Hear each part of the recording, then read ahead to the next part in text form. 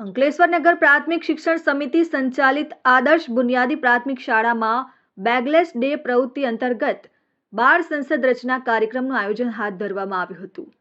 વિદ્યાર્થીઓમાં ભારતીય લોકશાહી પ્રણાલીની સમજ કેળવાય, નેતૃત્વનો ગુણ વિકાસ પામે, શાળા વ્યવસ્થાપનમાં સહભાગિતા વધે, સામાજિક વિજ્ઞાન વિષયના એકમ જેવા કે સ્થાનિક સરકાર, રાજ્ય સરકારની સમાજ કેળવાય એ હેતુસર શાળા કક્ષાએ ચૂંટણી પ્રક્રિયાનું આયોજન કરવામાં આવ્યું।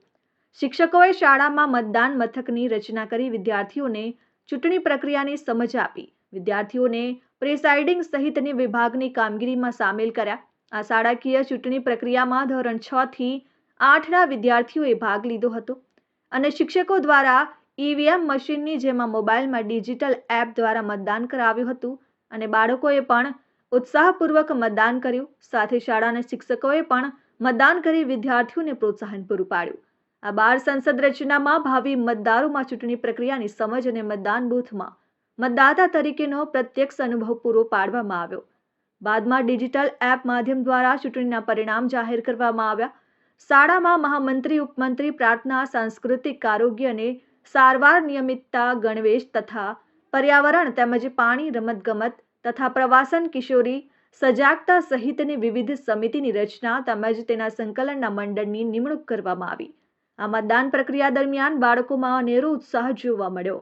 નમસ્કાર, મારું નામ વંશિકા છે। હું આદર્શ બુનિયાદી પ્રાથમિક શાળામાં અભ્યાસ કરું છું। અમારી સ્કૂલમાં આજે બાળ સંસદની ચૂંટણી છે। એમાં મેં ઉમેદવારી નોંધાવી છે। આજે મતદાન છે।